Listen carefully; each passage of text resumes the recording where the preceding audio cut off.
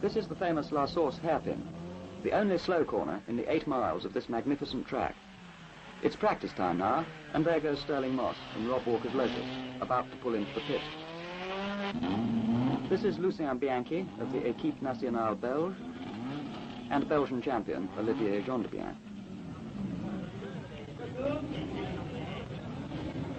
Colin Chapman on the left and Reg Parnell look fairly pleased. Here's Sterling Moss again, and Phil Hill, leader of the Ferrari Works team, Tony Brooks and Graham Hill, the BRM drivers, Jack Brabham in the dark glasses, and Maurice Trintignant with his Cooper Maserati. Number 2 is Von Tripp's Works Ferrari with the new 120-degree V6 engine. Number 6 is to be driven by Ferrari new boy Richie Ginther, and number 4 is Phil Hill's car. A 4th Ferrari with the old 60-degree engine is on loan to Gendebien.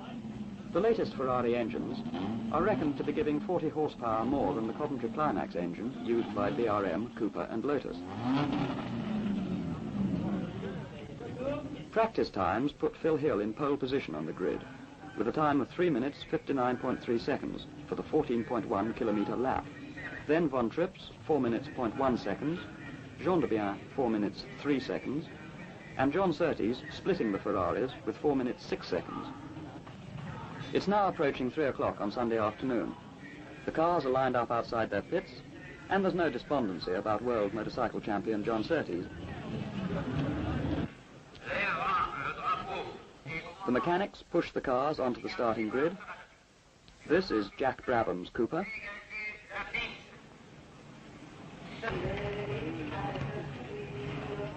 Marston Gregory's Cooper, and Alf Francis with Sterling Moss's Lotus.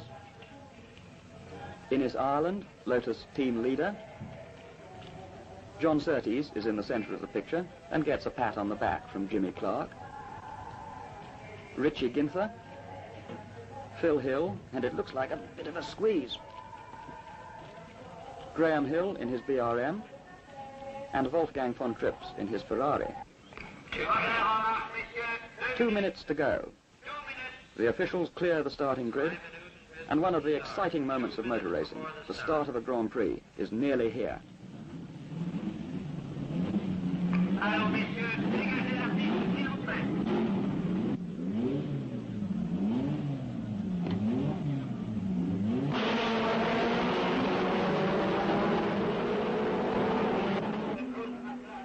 Over the bridge after the start, it's Graham Hill leading Phil Hill, Surtees, and the rest of the 21 starters. Halfway round, the first lap is Stradler, and the first 6 are Phil Hill, Ginther, Graham Hill, Gendebien, Von Trips, and Surtees.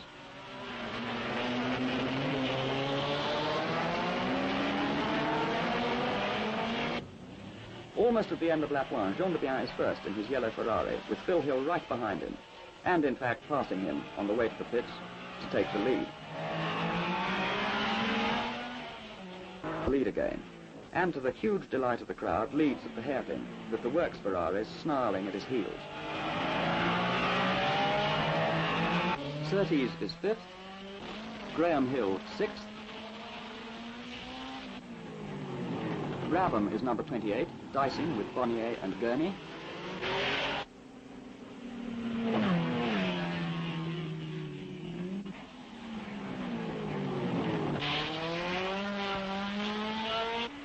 At Stradler on lap 3, Phil Hill is in front again. Gendebien is still having a go at the hairpin, and Ginther goes straight on. By now, the 4 Ferraris have drawn away from the rest of the field, with Ginther in 4th place, but still a dice going on between Von Trips, Gendebien, and Phil Hill for the lead.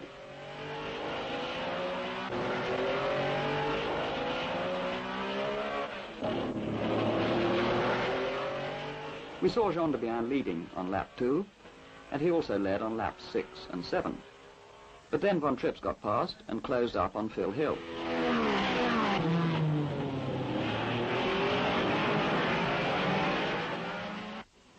At 10 laps, 1/3 of the total, Von Trips was first with Hill second. And for the rest of the race, the two of them circulated in very close company, usually with Hill leading, but swapping places occasionally to keep the crowd amused.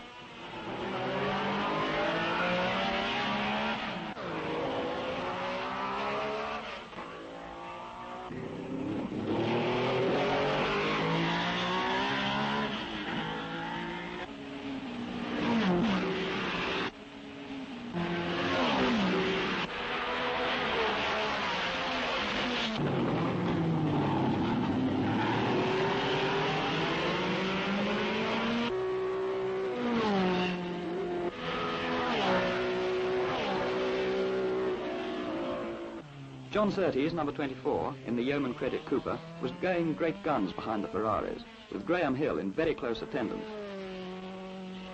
That's Hill, number 36, in the VRM, and he and Surtees had a magnificent fight for 5th and 6th places, before Hill stopped on lap 19 with a broken exhaust pipe.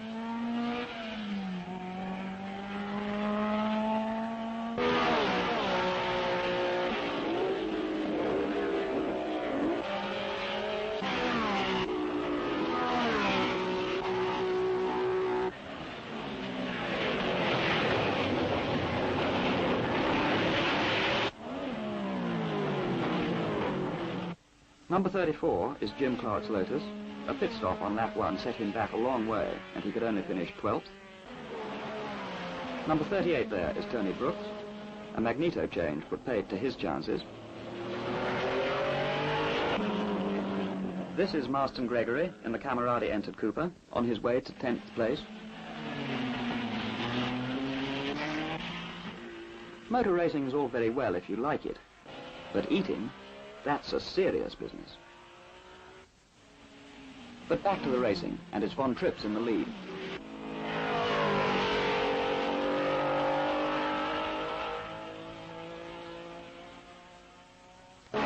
This time at the hairpin, Phil Hill is in front.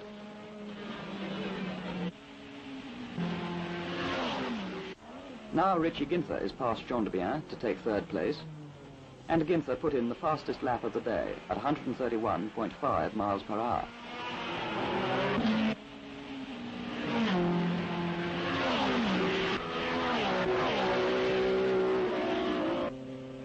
Surtees is now secure in 5th position after Graham Hill's mechanical troubles.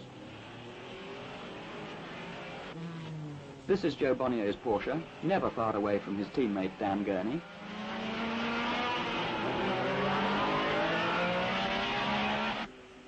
Now it's Gurney ahead of Bonnier, with Moss, number 14, never able to get his Lotus ahead, and finally having to be content with 8th place.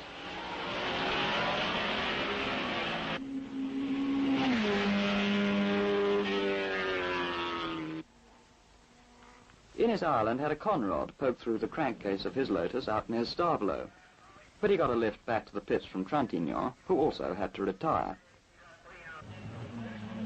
Phil Hill and Von Trips at the hairpin, with the race nearly over, and this is the gap between them and Ginther and Gendebien in 3rd and 4th places.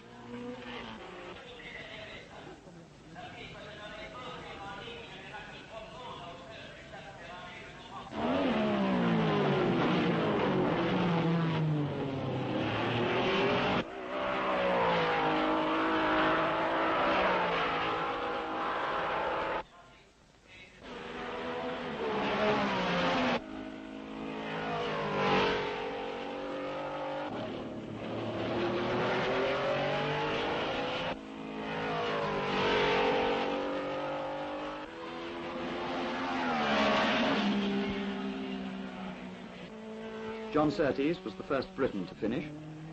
This is Dan Gurney, who finished 6th, chased home by Joe Bonnier in the other Porsche. The Stirling Moss Lotus was the last finisher not to be lapped by the winner. And Jack Lewis did extremely well to finish in 9th place, 1 lap adrift. Hill and Von Trips round the hairpin for the last time, and Phil Hill wins the 1961 Belgian Grand Prix, less than 1 second ahead of Von Trips. And so, as the congratulations are given, here are the full results.